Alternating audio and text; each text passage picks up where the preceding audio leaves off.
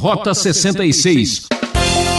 As versões mais antigas traduzem uma única palavra hebraica por príncipe sempre. Até a gente tem a impressão que está numa espécie de conto de fadas aí, né? Toda hora tem príncipe, né? Ninguém está na Europa nem no conto de fadas.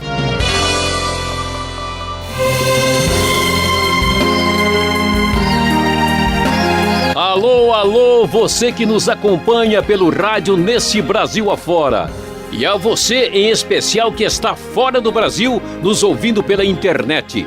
Está no ar o Rota 66, fazendo muito barulho. No estudo de hoje, o professor Luiz Saião explica um dos eventos mais impressionantes do Antigo Testamento. Estamos no livro de Josué, comentando os capítulos 5 e 6. Que barulhão! O muro veio ao chão. Você sabia que um dia qualquer pode tornar-se um dia extraordinário? Seja qual for o obstáculo que você enfrenta, deixe o Criador no controle. Depois do grande milagre do Rio Jordão, o povo de Israel atravessa o rio e caminha na direção da sua grande conquista. O texto bíblico nos fala que todos os amorreus estavam desanimados e sem coragem para enfrentar os israelitas. E então, no preparo para a grande conquista, o Senhor diz a Josué: faça facas de pedra e circuncide os israelitas. Versículo 2, Josué fez facas de pedra e circuncidou os israelitas em Gibeate Aralote. O texto bíblico na NVI continua e nos diz: ele fez isso porque todos os homens aptos para a guerra morreram no deserto depois de terem saído do Egito. Todos os que saíram haviam sido circuncidados, mas todos os que nasceram no deserto, no caminho depois da saída do Egito, não passaram pela circuncisão. Os israelitas andaram 40 anos pelo deserto, até que todos os guerreiros que tinham saído do Egito morressem, visto que não tinham obedecido ao Senhor. Pois o Senhor lhes havia jurado que não veriam a terra que prometera aos seus antepassados, que nos daria, terra onde manam leite e mel. Assim, em lugar deles colocou os seus filhos, e estes foram os que Josué circuncidou. Assim, a nação toda foi circuncidada, e eles ficaram no acampamento até se recuperarem da operação. Então vemos que Deus faz questão de mostrar que esta conquista, que esta vitória, é alcançada mediante a reafirmação da aliança com Deus. A circuncisão, que era feita em todo membro masculino de Israel, era uma operação que simbolizava, que sinalizava a aliança entre Deus e o seu povo. E aqui nós vemos a necessidade do povo buscar santificação e reafirmar aqui a aliança daqueles que haviam sido circuncidados depois de nascerem, visto que os anteriormente circuncidados haviam morrido no deserto. E assim o Senhor diz a Josué: hoje removi de vocês a humilhação sofrida no Egito. E o lugar então por isso foi chamado Gilgal. Depois disso eles celebraram a Páscoa. No dia seguinte comeram os pães sem fermento e os grãos de trigo tostados que haviam já sido produzidos naquela terra. Um dia depois de comer do produto da terra, o maná cessou. Já não havia maná para os israelitas, e naquele mesmo ano eles comeram o fruto da terra de Canaã. Então Josué, já chegando perto de Jericó, olhou e viu um homem em pé, versículo 13 nos diz, empunhando uma espada. E perguntou àquele homem estranho de que lado ele estava, se ele era de Israel ou dos inimigos. E então a resposta foi: nenhuma coisa nem outra, venho na qualidade de comandante do exército do Senhor. Então um ser provavelmente angelical, um ser celestial se manifesta neste momento para Josué. Josué prostrou-se, rosto em terra, em sinal de respeito. Ele perguntou: que mensagem o meu senhor tem para o meu servo? E o comandante do exército respondeu: tire as sandálias dos pés, pois o lugar em que você está é santo. E Josué obedeceu àquela solicitação. E assim, eles se aproximam da grande cidade de Jericó, toda cercada e murada. Ela estava totalmente fechada, ninguém nem podia entrar nem sair. Então o texto da Nova Versão Internacional nos diz: o Senhor disse a Josué: saiba que entreguei nas suas mãos Jericó, seu rei e seus homens de guerra. Marche uma vez ao redor da cidade com todos os homens armados.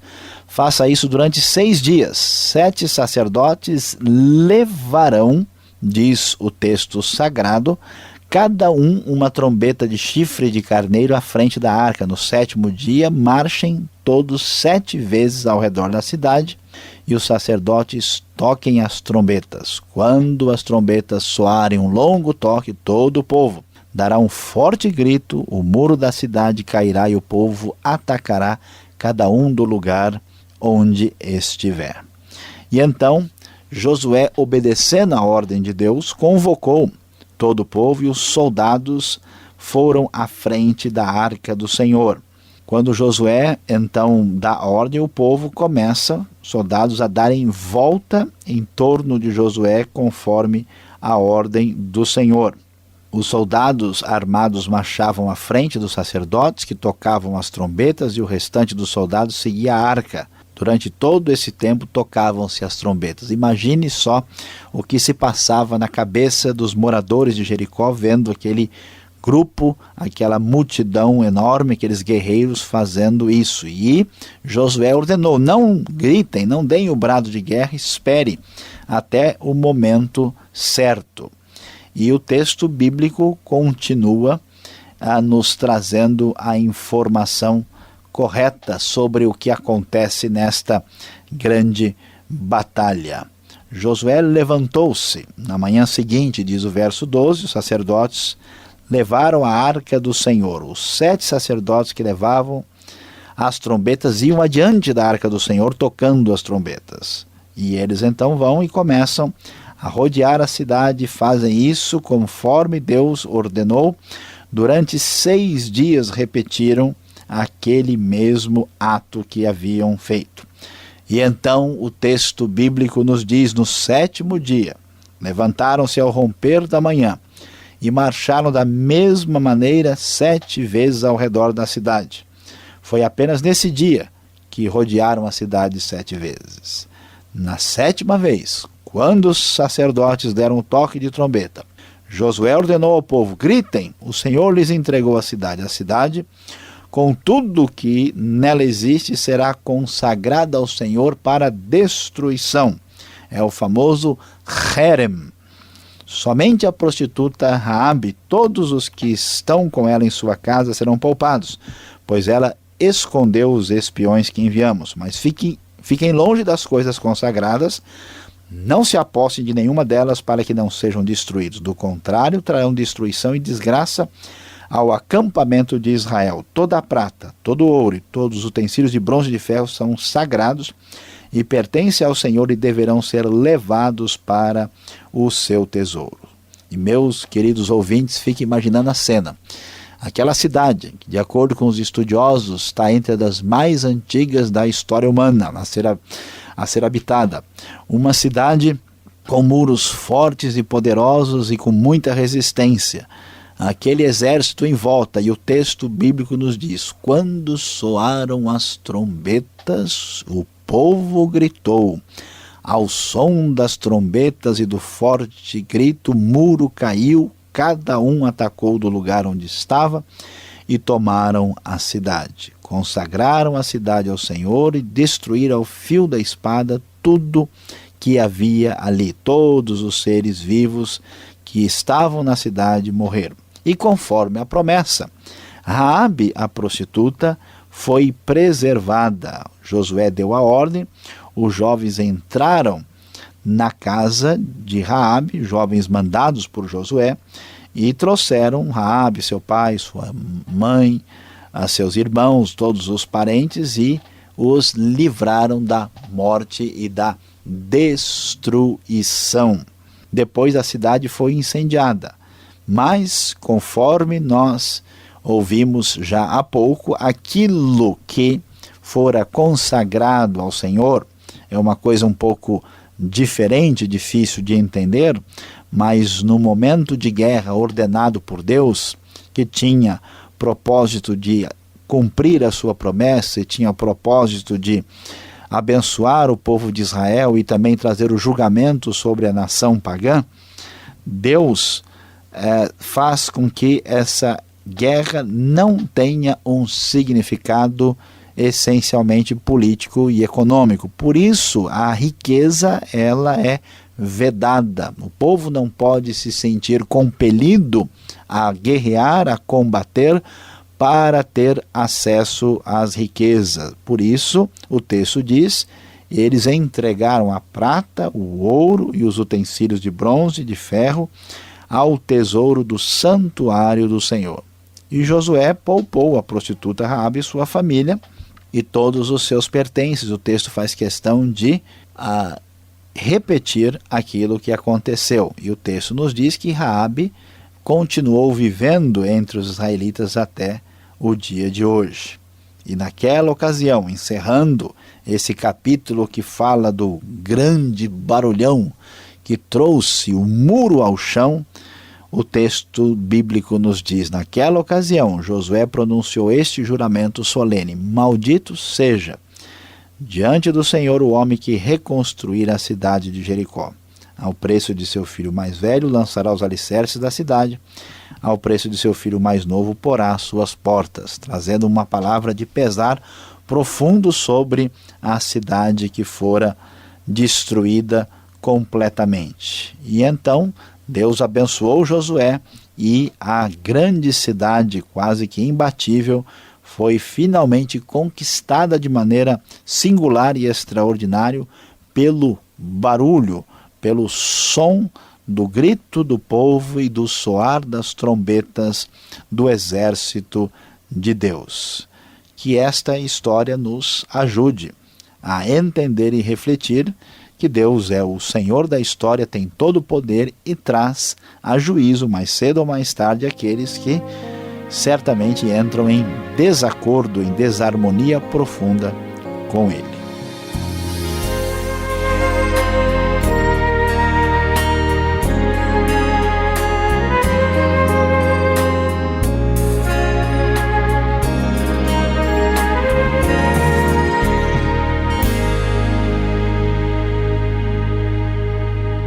Estamos apresentando o programa Rota 66, o caminho para entender o ensino teológico dos 66 livros da Bíblia.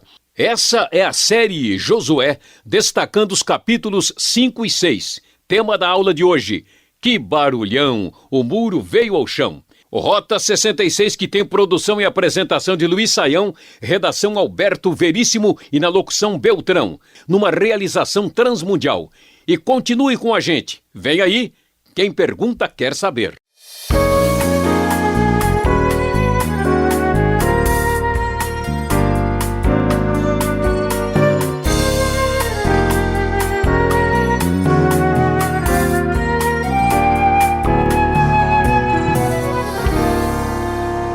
Vamos agora com as perguntas na segunda parte do nosso programa Rota 66, aqui em Josué, capítulos 5 e 6. Jericó, que cidade é essa que aparece aqui? Professor Luiz Saião, como é que seria então a Jericó? Lendo o texto, como é que eu posso imaginar? Era uma cidade pequena, essa cidade você acabou de dizer há pouco que ela é uma das mais antigas. Foi descoberto algo sobre ela? O que podemos acrescentar sobre Jericó? Olha, pastor Alberto, a cidade de Jericó representa uma grande discussão a respeito do assunto. Por quê? Porque Jericó, até onde se sabe, é o lugar mais antigo, a cidade habitada mais antiga da terra. Alguns estudiosos até acham que isso foi além de 8.000 a.C. É surpreendente. E a cidade então teve vários momentos de habitação e vários grupos, povos moraram, dependendo do milênio que se considera. Por isso, não se tem tanta certeza, alguns acham que talvez não seja esse lugar. Essa Jericó que está aqui não é a Jericó do Novo Testamento, não é no mesmo lugar. E na época da conquista, a cidade de Jericó parece ser uma cidade pequena. Os arqueólogos que tentam relacionar o que se encontra com a Bíblia, eles acreditam que é provável que os moradores, né, lá, os cananeus e amorreus, eles teriam utilizado, né, aí essas muralhas antigas que já existiam na região, que tinham uma idade muito mais antiga, né? E então nós temos essa informação e não chegamos ainda a uma conclusão definitiva. Há ainda muitos estudos sendo feitos sobre Jericó, e o que temos de concreto é isso, né? Especialmente depois do estudo de uma grande arqueóloga inglesa nos anos 50. Mas veja um pouco aqui, grito derruba muro? Porque se fosse assim, o Maracanã já não ficaria em pé, né? Porque mais do que a torcida do Flamengo grita lá dentro, do Vasco, como é que um muro pode cair aos berros? Algumas pessoas que tentam entender a Bíblia naturalmente acham que foi o barulho, né? Que o grito e as trombetas, que o pessoal fez lá uma espécie de processo de energia sonora para derrubar, né?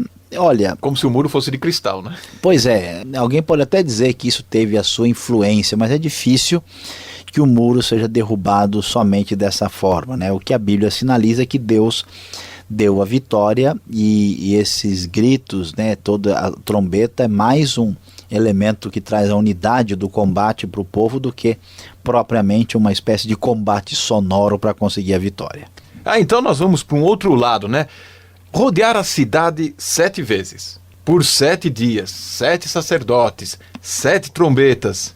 Por que essa numerologia toda? Será que deveríamos fazer isto hoje também? Será que aqui não tem aí uma receita para sermos bem-sucedidos hoje em dia também? Bom, pastor Alberto, ainda bem que essa não é a 7ª pergunta, e ainda bem que você fez antes do capítulo 7, que é o nosso próximo estudo, viu? O rota aqui é 66, não é 77. Mas, veja bem, 7 na Bíblia, especialmente no Velho Testamento, tem uma ideia de uma coisa completa, total. E Deus faz isso muitas vezes. Deus dá ordens ao povo para que o povo aprenda a obedecer-lhe e seguir as orientações, né? Então, isso traz uma unidade, né? Qualquer comando militar exige uma obediência absoluta. A ideia é de fazer a coisa completa, total. Nós não devemos hoje, entendeu, tentar fazer as coisas 7 vezes, vamos fazer 7 pilastras na igreja, vamos comprar 7 pares de sapato.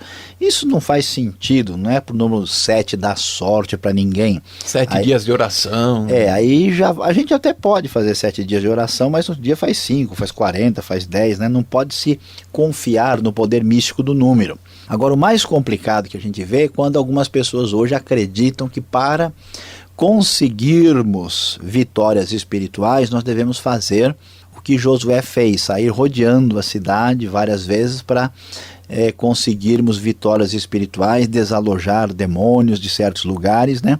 O texto bíblico não sinaliza nada disso, ele não está dizendo que isso é uma técnica de batalha espiritual. Aliás, o apóstolo Paulo, que evangelizou várias cidades, nunca utilizou nenhum procedimento desse tipo. Então nós não devemos entender na Bíblia aquilo que ela não diz claramente em lugar nenhum. Tá certo. Agora, olhando o capítulo 6, lá no versículo 25, a nossa personagem aqui de destaque, né, Raabe e sua casa. O texto diz aqui que ela está viva até o dia de hoje, né? Isso quer dizer o que para nós? Será que esse texto foi escrito na época que ainda ela estava viva, talvez até ajudando a compor, contando alguns detalhes? O que podemos entender disso? Fica claro que Raabe não está viva até o dia de hoje, senão tem gente procurando ela por aí, onde é que ela vai estar? Uma entrevista, né? Alguma coisa assim. Não, Raabe, pelo menos nessa narrativa do capítulo 6, está claro que ela está viva enquanto esse texto está sendo escrito. E isso, então, sugere que passou um bom tempo para que a narrativa fosse encerrada, para que o texto, pelo menos dessa narrativa, ficasse pronto enquanto ela ainda estava viva. É isso que o texto sugere. Tá certo. Agora, um assunto que a gente tem que tocar e comentar um pouco, que está no capítulo 5, lá no verso 14. alguma tradução bíblica mais antiga nos mostra que aparece um príncipe do exército do Senhor. Quem é esse príncipe do exército do Senhor que Josué faz até uma referência tal, né? Pastor Alberto, o que acontece é que as versões mais antigas traduzem uma única palavra hebraica por príncipe sempre. Até a gente tem a impressão que está numa espécie de conto de fadas aí, né? Toda hora tem príncipe, né? Ninguém está na Europa nem no conto de fadas. A ideia, o príncipe significa um líder, às vezes é um chefe, é um oficial, às vezes é um comandante, e aqui é o comandante do exército do Senhor. Existe uma discussão aqui que é causada pelo fato de nós termos lá no hebraico uma palavra que significa prostrar-se, que significa inclinar-se, muitas vezes indo até o chão. Então, quando Josué encontra esse comandante do exército do Senhor, que tudo indica que é um ser angelical, ou pelo menos um ser celestial, ele se prostra rosto em terra, né, e numa atitude de reverência. Como essa palavra tem um campo mais amplo, algumas pessoas traduziram isso que ele prostrou adorando, e aí entendendo que isso é uma manifestação do próprio Senhor. Alguns chegam a dizer até que é o próprio Jesus, né? Mas isso é além do que o texto permite, né? O texto não sinaliza claramente que é uma teofania. Tanto é que o versículo 15 fala: o comandante do exército do Senhor respondeu, não diz que o Senhor respondeu. O Senhor só vai aparecer no capítulo 6, mas o contexto é diferente. Então, assim, até o enfoque da nova versão internacional faz sentido aqui. É mais razoável entendermos que não se trata de uma teofania, nem de uma cristofania, mas de um comandante do exército que é mais provavelmente um ser angelical. Mostrando assim para nós que a vitória ou a conquista era dada por Deus propriamente dito e não pela força de um líder, né? Exatamente.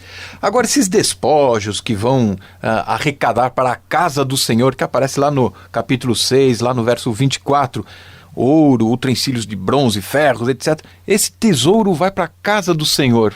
Se eles estavam vindo do deserto, que casa seria essa? Pois é, aí nós temos a discussão de duas coisas importantes. A questão da casa, alguns estudiosos entendem que é o tabernáculo, né? O tabernáculo que talvez estivesse em Siló, era ainda o tabernáculo armado antes de que o templo viesse a existir. Quem entende que esse texto reflete uma redação muito mais adiante, posterior, então tenta focalizar e fazer relação com o templo, né? Mas a maior parte dos estudiosos assim mais evangélicos, eles sugerem que é o tabernáculo ainda antes do templo. Agora, esses despojos, eles estão dentro daquilo que a gente mencionou, o herem, né? Quer dizer, tudo aquilo que é conquistado de valor e que não pode ser tomado para o benefício do povo. É dedicado ao Senhor com a intenção de que a guerra não se tornasse assim motivada por razões econômicas. Então a pessoa fazia aquilo que era ordenado, mas não podia ficar com o benefício, né? E isso então, quem violasse isso estava amaldiçoado, é o famoso anátema, que logo nós vamos ver aqui no Rota 66. Muito bem, obrigado, Sayão, pela explicação. A nossa aula está quase terminando, mas ainda falta a palavra final, conclusiva, do mestre Sayão. Fique com a gente.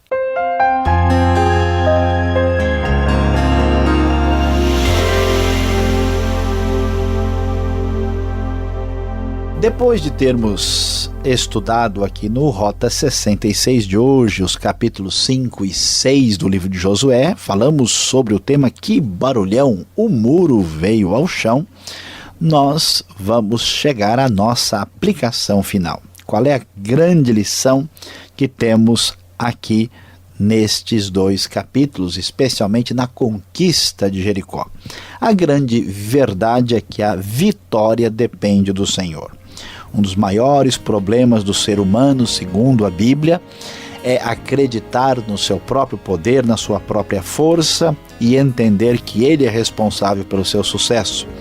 Aqui fica claro que a cidade poderosa, que os seus muros imbatíveis, que tudo aquilo que estava à frente do povo de Israel não foi conquistado pelo poder deles, mas sim pelo poder do Senhor. Lembre-se disso nas suas lutas, nas suas conquistas. A vitória depende do Senhor.